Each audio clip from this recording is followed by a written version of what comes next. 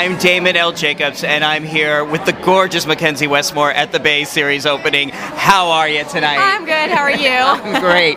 You look fabulous. Thank you just look fabulous, I must say. Thank you. So tell me about your role as people walk in front of the Tell me about your role in the Bay. Well, I'm still kind of new to this, but I'm learning more and more.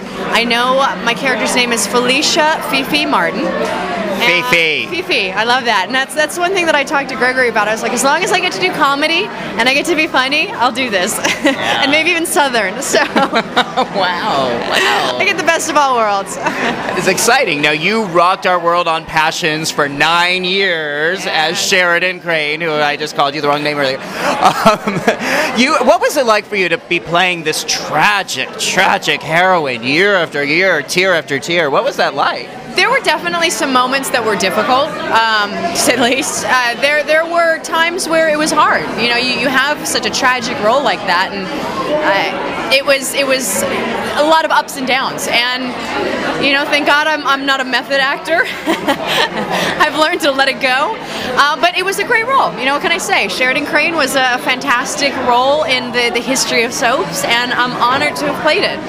That was fun. And then you got to do a very, very different role on All My Children after that. To say the least, yes. To say the least. Now, I tell you, and I wrote about this because I'm a therapist. I'm actually a licensed marriage family therapist. We'll talk later. And we'll talk. But I took a lot of issue, not, with you were great, but just with the part you played on All My Children, only because I never want people to be afraid to get help or ask for help. Yeah. But certainly the role was juicy, and you definitely did this great job of playing a very, very unhappy evil doctor. I flippin' loved that role. I had so much fun playing that character, and if they, I don't know, I would have loved to continue to see where that could have gone, because I think there were a lot of roads that role could have gone, but I had such a great time. I mean, and getting to work with Aiden too was such a blessing. He was so fantastic to work with, and every day was just a joy going to set, and even playing such a character like that as such a psychotic role was fun. It was awesome. No complaints. Well, Missy Egan is still on the show as Annie, and she's yet to have a rival as fierce and terrifying as the Doctor. So well, I think there is room for Dr. Riley Sinclair to come back. McKenzie, you've done a lot of these interviews. Tell me one thing that we don't know about you. Oh my God.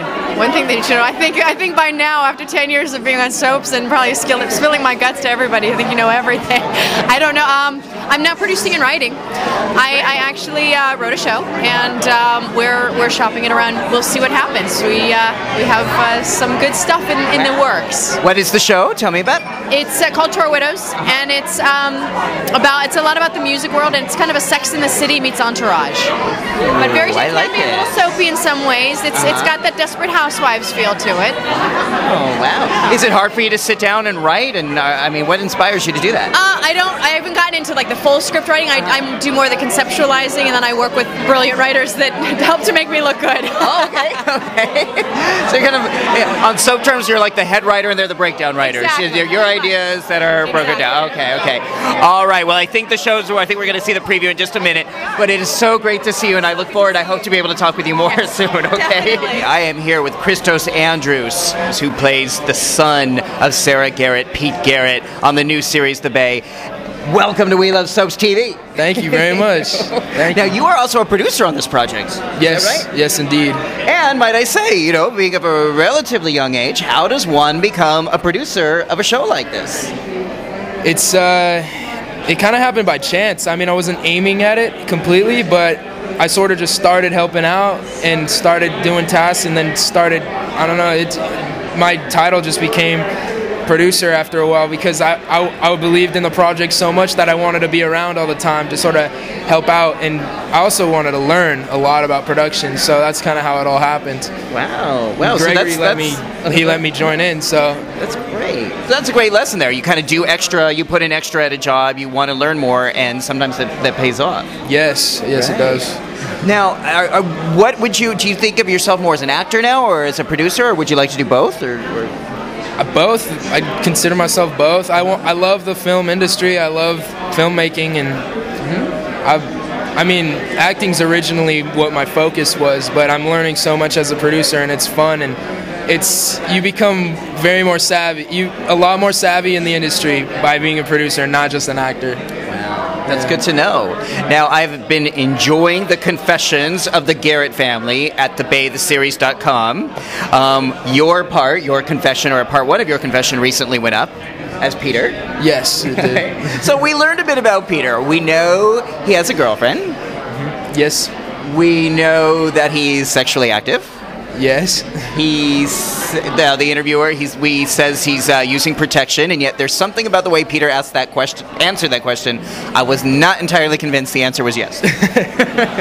Well, maybe it was meant to look like that. I don't know. You'll have to find out.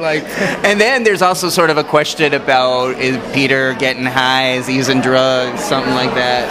Yeah, common teenage sort of. I don't know. You can only suspect Pete of being a drug abuser, but who knows, you know? So tell us, or what can you tell us about Peter's life and about any of his secrets? Kind of sworn to secrecy. Okay. I can't say much, but he is going through some issues, and you will be able to see those issues on the show. Yeah. I mean, that's basically the limit of what I can say. Okay. As of now. Okay. Tonight, you will definitely find out, though. All right. Now, did you grow up watching soaps? Are you familiar with the format, or? I actually did not grow up watching soaps, barely at all. So you're working around some of the most beloved soap actors in the world, but you don't really know who the hell they are, right? Yeah, I don't get the whole butterflies and wiggly knees kind of starstruck. Yeah, I'm not starstruck by it, but I know they're stars, and I do respect them as stars. Nevertheless. Yeah. Did you learn about this? Did you study acting in school, or is this? Are you just natural, or? I have taken classes. I've taken a number of different classes, but it's all sort of recent. It's all sort of just a recent decision. Yeah. Great. How many of interviews like this have you done so far? I couldn't count, but it's not many at all. It's this is probably my 9th. I don't know. Okay. Maybe 8th, 7th. Okay. I don't know. I honestly don't know. Yeah. Well, we are so excited about seeing The Bay and about seeing the preview tonight and featuring Peter's role on this. It looks like a really exciting series. Thank you very much. I appreciate that. Is there anything you want to say to our readers or to our watchers about why they might want to watch The Bay if they're a little uncertain? Well, it will be definitely a kick-ass show, so you should tune in just to check it out at least, because I have a feeling if you do, you will be hooked. A kick-ass show. And also the confessions are quite hooks too, I would say. So. Yeah, that was the goal. That was the goal when Gregory came up with the idea. Yeah, just sort of to give a preview of all the different characters, so it's not so confusing when viewers start to watch the show, because there's a lot of characters with a lot of different dramatic situations going on. The confession sort of clears it up for everyone. Interesting. All right, so we're going to be tuned into thebaytheseries.com. Keep coming to We Love Soaps TV to learn more about the show and find out more about it. So, Kate, we are here at the premiere of The Bay. What made you want to come out to this? Well, I've done several films for Gregory Martin, and so I'm thrilled for him, and a lot of my friends are in this, and we're excited. I'm excited for him, so we'll see. Yeah. We are excited too. There's in recent years a lot of not good news for people who watch their soaps on TV. Fortunately, Young and the Restless is still #1 and is still going strong. But for those of us that are concerned about the continuing story format in the future, I think The Bay really represents an opportunity for creative people to kind of put their writing and put their efforts out there on the internet. Well, I think that's true, but I also think that that we, as not only participants in this genre, but also viewers of this genre, we have to make sure that we keep watching. And I think that that this genre has a long way to go, and it's not going anywhere. Good. And I feel, Young and the Restless, especially being the #1 show, And I think the media has been perpetuating that soaps are going away, and that's really not what is happening. I mean, I know I travel all over the country, and people come up to me, and I know they're watching the show. I absolutely know. I feel that the numbers aren't really correct because people are streaming it, and they're watching it on their phones, and they're on everything, and so I know that it is still doing very well, but we have to make sure that it continues. I agree with you. I mean, I have a problem with the whole accounting system of Nielsen. Have you ever known anyone who's been in a Nielsen family? No. I haven't either. I mean, nobody I know. It's like, I don't know who these people are. I think they're a very select, very few group of people, and and who even knows if the way they're recording it is accurate.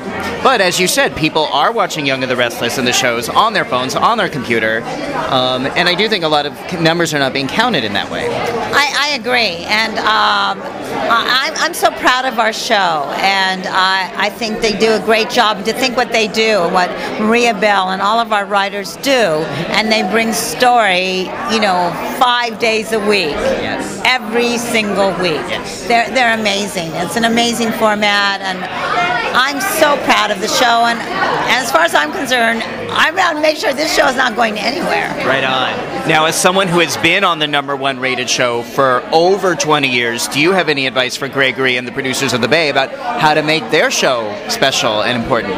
Well, I've worked with Gregory before, and I think he really understands. But I think the most important thing is you just have to, the story is what is important, and you can't forget that.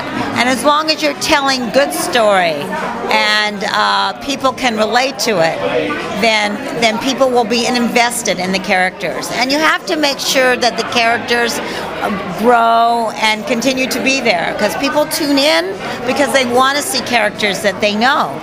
And characters that they've grown up with. And if I think that's one of the reasons that Young and the Restless is #1, because when you tune in, you know what you're going to get. I mean, there's not really a revolving door policy on our show. So I think that's extremely important. But it all goes into the storytelling, I really feel. Good advice. That's really good advice. Now, would you ever, in addition to your role as Esther, would you ever consider doing something like this, being on a web soap or doing a project like this? Well, I have. We've talked about it, so we'll see. Okay. We'll see. I like that. We'll see. I think it's great. I like what they're doing, and I'm anxious to see this tonight. Me too. What's coming up for Esther? Oh, with my daughter Chloe, you just never know. It's great. Always getting into something. It's crazy in the Chancellor House, and of course, she takes after her mother in the man department. She never gets it right, just like her mother. I don't know what is wrong with that. So maybe she'll learn, and then she could help Esther as well. I don't know. We're both in trouble. So. Is Esther going to ever get a man and a love of her life? I know, wouldn't that be great? Kay found Murphy after all these years, and he's brought so much fun and joy into her life. I want to see that for Esther, too. Oh, I know, that would be great. Well, I think the whole thing is to just never give up, and I think that's the whole secret to everything, and as far as for the Bay as well, I think just don't ever give up. That's right. Yeah.